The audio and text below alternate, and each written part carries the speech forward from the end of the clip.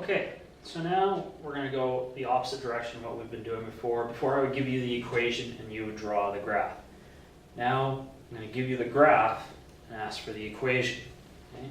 And it's the same general method, just in reverse.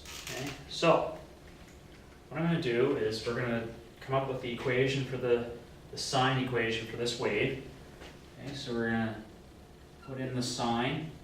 We're going to put blanks for the information that we need.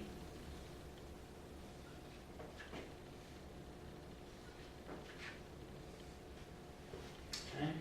Then, once we've got that down, with all the blanks, that's all the information that we're going to need. The sinusoidal axis, the horizontal shift, left or right, to change the period, and the amplitude. Okay. So those are all the bits of information that we need to include. Now, we're going to isolate one full sine wave. Okay? So the first thing I'm going to do is draw the dotted line through the sinusoidal axis. So I'm going to find the middle, which in this case is at -1, and I'll draw that on.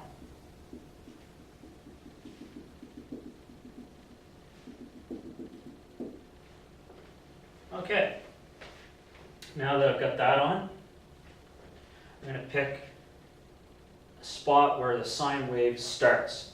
Okay, so in this case, the easiest place to pick is close to the actual origin. So we'll pick right here at 90. Okay, so there we go.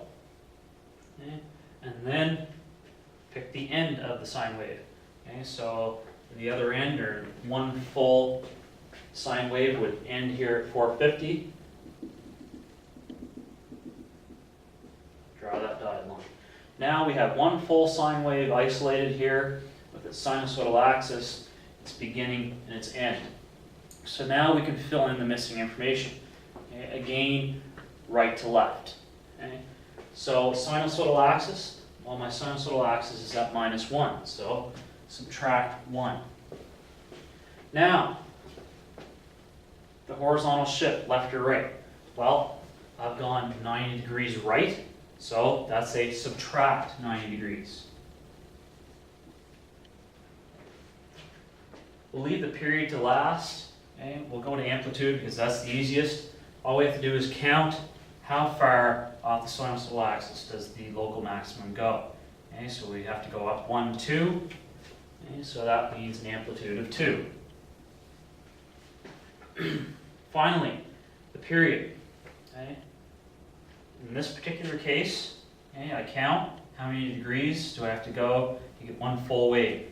Okay, 90, 180, 270, 360 degrees for one full sine wave. Okay, so my period isn't affected at all. It's a normal 360 degree period. So we put a 1 in there. Okay, so then if I was to rewrite it, I don't need the 1. I could just write 2 sine beta minus 90 degrees subtract 1. Okay, let's do another example.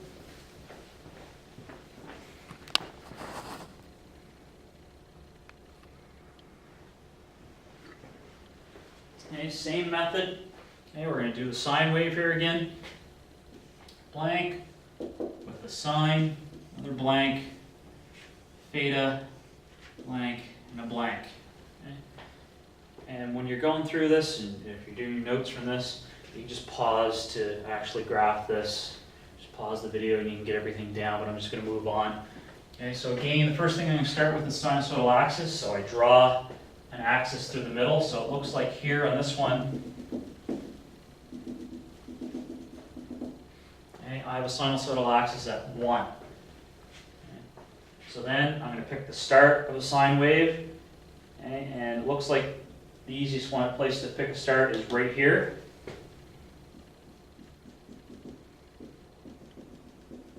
And we draw that dotted line in, and then another dotted line at the end of one full sine wave. So here's the end of one full sine wave.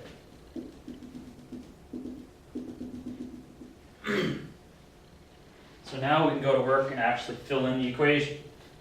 Okay. So first thing, sinusoidal axis. Here it is at a +1. So we write that +1. Now the horizontal shift. Okay, I've gone 90 degrees to the left this time, so it's a plus 90 degrees. Okay, go to the amplitude here first. Okay, so I have to count how far off of the actual sinusoidal axis is the local maximum. So I have to go up 1, 2, 3. Fill that in. The last thing, okay, is the period. For this one, you counted it all the way out. I went from -90 to 630. Okay, so that's 720 degrees, or double the normal period. Okay, so double, you think 2. Okay.